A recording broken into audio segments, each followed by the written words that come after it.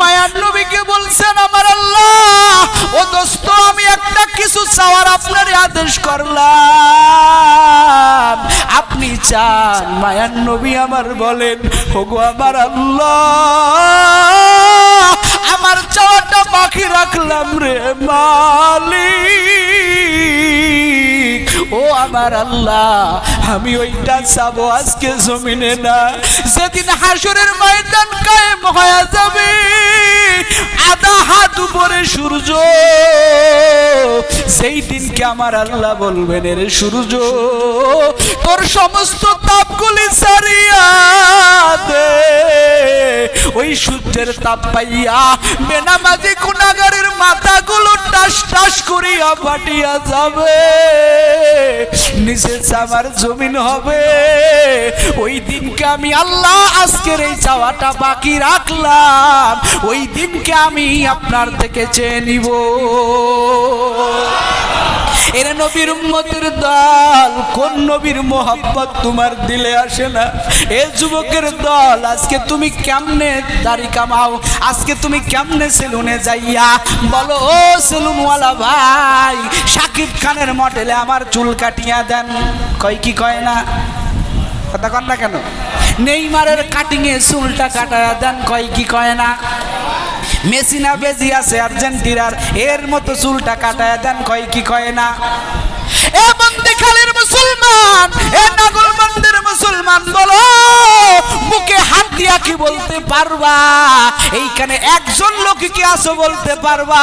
ও সেলুনওয়ালা ভাই, যেই মানুষটা এখনো আমার জন্য কান্দে, যেই মানুষটা জমিনের 63 বছর জিন্দেগিতে কান্না করেছে, যেই মানুষটা এখনো রওজায়ে তাহারে, এখনো মসজিদে নববীর ভিতরে আমার মায়ার নবী রওজাতুল মুবারাকে, মায়ার নবী নিজের জন্য না, যেই মায়ার নবী এখনো হাসরের ময়দানেও আমার মায়ার নবী আমেনার জন্য কাঁদবে না, মায়ের জন্য কাঁদবে না, যেই মায়ার নবী বাবার জন্য কাঁদবে না, যেই মায়ার নবী মুহাব্বতের হাসান হুসাইনের জন্য কান্না করবে না, আমার মায়ার নবী এখনো কাঁদতেছেন। তোমার আমার মায়ায়, কথা কন ঠিক কিনা?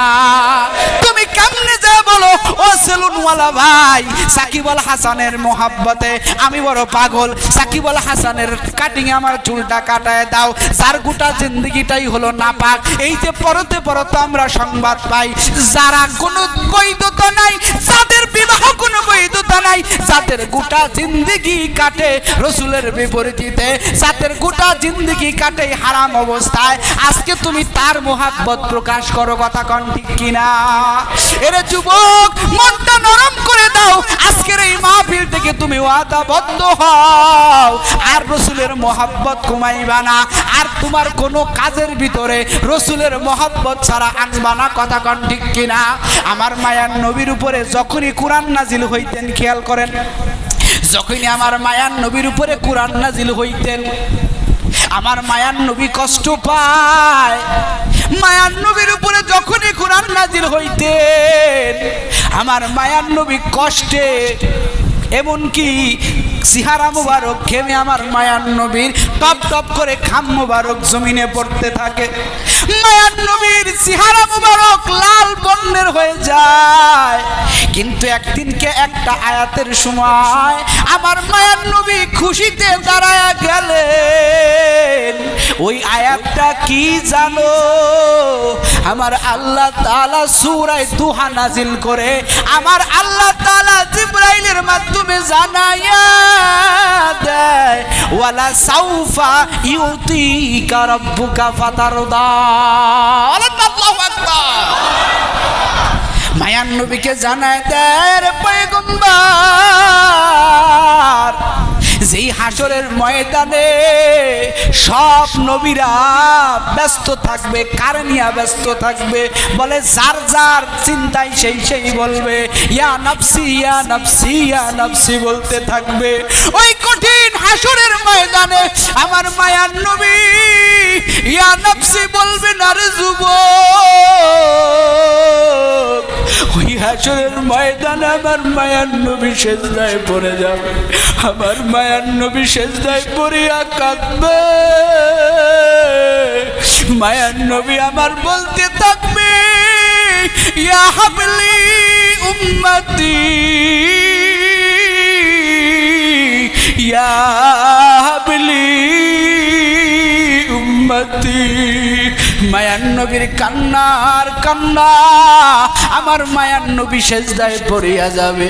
সমস্ত মানুষগুলো পাগলের মতো হয়ে যাবে, সবাই যাবে আদমের কাছে, ও বাবা আপনি না আমাদের আদি পিতা, আপনার জন্যই আমরা জমিনে আসছি, আপনি তো আমাদের বংশধরের উৎস, আজকে হাসরের মাটির তাপ সহ্য করতে পারি না, ও বাবা একটু সাফায়াতের ব্যবস্থা করে দেন, আল্লাহ যাতে বিচার কার্য শুরু করে দেয়। আদম বলবে, রে আমার সন্তান, আজকে আমি বড় টেনশনে পড়ে আছি। বলে, কেন আপনি টেনশনে? আল্লাহর পয়গম্বর বলবেন, আদম বলবেন, আমি ওই যে জান্নাতের ভিতরে গন্ধম ফল খেয়ে ফেলেছি, আমার আল্লাহ যদি আমারে বলে, রে আদম কেন ওই ফল খাইলি, তোর ওই ফল খাওয়ার জন্য আমি তোরে মুক্তি দেব না, আমি আল্লাহর কাছে ধরা খায়া যাব, তোরা যা যা। ওই যে নূহ আলাইহিস সালাম দেখা যায়, ওই নূহ আলাইহিস সালামের কাছে চলিয়া যা। নূহ আলাইহিস সালামের কাছে যাবে, নূহ আলাইহিস সালাম বলবে, আজকে আমি আমারে নিয়া ব্যস্ত, আমিও তো আল্লাহর কাছে বড় অপরাধী, ওই যে আমার সন্তান, ওই বেঈমান শয়তান সন্তানের জন্য আমি আল্লাহর কাছে সুপারিশ করেছিলাম, আল্লাহ যদি আমারে বলে, রে নূহ তোর যেই সন্তানের ঈমান নাই তার জন্য কেন সুপারিশ করলি, আমি ধরা খেয়ে যাব, তোরা যা। ওই যে দেখা যায় ইব্রাহিম, ওই ইব্রাহিম আলাইহিস সালামের কাছে যা, ইব্রাহিম আলাইহিস সালামের কাছে গোটা উম্মত চলে যাবে। ইব্রাহিম আলাইহিস সালামের কাছে যাওয়ার পরে ইব্রাহিম আলাইহিস সালাম বলবে, আজকে আমিও বড় অপরাধী, ওই যে নমরুদ মূর্তি পূজাকরক, তার সমস্ত মূর্তির আমি ইব্রাহিম ভাঙছিলাম, কিন্তু আমি বলেছিলাম এটা আমি ভাঙি নাই, আমি মিথ্যা বলেছিলাম। আল্লাহ যদি আমার বলে, কেন মিথ্যা বললি, আমি ইব্রাহিম ধরা খেয়ে যাব, যা যা। ওই যে মুসা আলাইহিস সালাম রে দেখা যায়, তার কাছে যা, দেখ তোদের কোনো গতি করে দেয় কিনা। মুসা আলাইহিস সালামের কাছে গোটা উম্মত চলে যাবে। মুসা আলাইহিস সালাম বলবে, আমিও বড় অপরাধী, আমি একজনকে থাপ্পড় মেরেছিলাম, ঘোড়ার ডিম মরে গিয়েছিল। আল্লাহ যদি বলো, কেন তারে মারলি, আমি মুসা আল্লাহর কাছে অপরাধী হয়ে যাব, এই জন্য আমি মুসা আমি নিজের নিয়ে ব্যস্ত আছি, তোমরা যাও। ওই যে হযরত ঈসা আলাইহিস সালাম রে দেখা যায়, ঈসা আলাইহিস সালামের কাছে চলে যাও। এবার গোটা উম্মত ঈসা আলাইহিস সালামের কাছে চলিয়া যাবে। ঈসা আলাইহিস সালামের কাছে যাওয়ার পর ঈসা আলাইহিস সালাম বলবেন, দৌড়ায়া সময় লস করিস না, আমিও তোদের জন্য কিছু করতে পারবো না, তোরা আর সময় নষ্ট করিস না। ওই যে দেখ আল্লাহর আরশে আযমের পাশে একজন লোক সিজদায় পড়ে আছে, যার আগেও গুনাহ নাই, যার পরেও গুনাহ নাই, তিনি হলেন রহমাতুল লিল আলামিন। এরে উম্মতের দল, ওই রহমাতুল লিল আলামিনের কাছে যা, একটা কোনো গতি করে দেবে। এবার উম্মতেরা আমার মায়ার নবীর চতুর্দিকে ঘিরে ফেলবে, আমার মায়ার নবীরে বলবে, ও হাবিব তাকা দেখেন আমরা আপনার উম্মত, একটু মাথাটা উঠান। মায়ার নবী আমার মাথা উঠায়া বলবে, এরে উম্মতেরা কই কই তোমরা দৌড়াইছো, আজকের এই দিনের ক্ষমতা তো আমার আল্লাহ আমাকে সুপ্রিম পাওয়ার দিয়ে দিয়েছে। সমস্ত উম্মত কাঁদবে আর বলবে, মায়ার নবী সব নবী আমারে তারায় দিয়েছে, কোন নবী আমাদেরকে একটু সঙ্গ দেয় নাই। এখন আপনি আমাদের শেষ ভরসা। মায়ার নবী আমার বলবেন, এরে উম্মতের দল, আমার আল্লাহ এই জন্যই আজকে আমারে রাখছে। জোরে কোন সুবহানাল্লাহ। আমার মায়ার নবীর হাতে থাকবে কালেমার একটা পতাকা।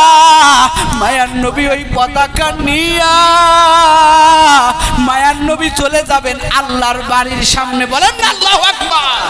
মায়ার নবী চলে যাবেন আল্লাহর বাড়ির কিনারায়। আল্লাহর বাড়ির একটা দরজা আছে। আমার মায়ার নবী বলবেন, রে উম্মতেরা তোরা একটু বয়। আমার উম্মতদেরকে, আমার মায়ার নবী উম্মতদেরকে আমার পয়গম্বর ওইখানে রাখিয়া আমার মায়ার নবী ঢুকে যাবেন আল্লাহ তাআলার কুদরতি বাড়ির ভিতরে। বলেন না আল্লাহু আকবার। আল্লাহ তাআলা তার কুদরতে আসনে বসা, মায়ার নবী আমার ঢুকবেন। আমার আল্লাহ বলবেন, রে দোস্ত আমি আল্লাহ আপনার জন্যই অপেক্ষা করতেছি। মায়ার নবী আমার বলবেন, আল্লাহ আমার মায়ার নবী ঢুকবেন। আল্লাহ বলবেন, রে দোস্ত আসেন। আজকে এই ঘরে আমি আল্লাহ বড় একা।